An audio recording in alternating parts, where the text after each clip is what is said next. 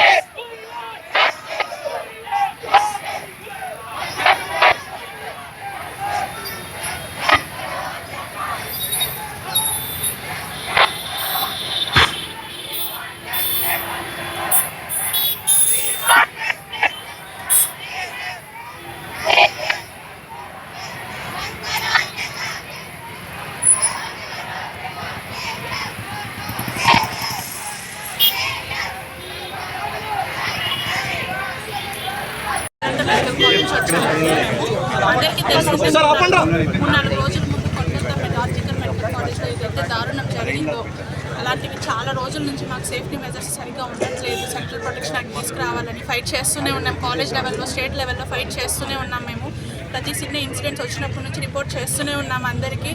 కానీ ఈరోజు అది ఎంతవరకు వచ్చిందంటే ఒక అమ్మాయి రేప్ జరిగి మర్డర్ జరిగి ఎంతవరకు వచ్చింది. ఎక్కడైతే ఏవైతే అక్కడ సేఫ్టీ మెజర్స్ ల్యాక్ అయిందో అది ప్రతి కాలేజ్లోనూ ఉంది.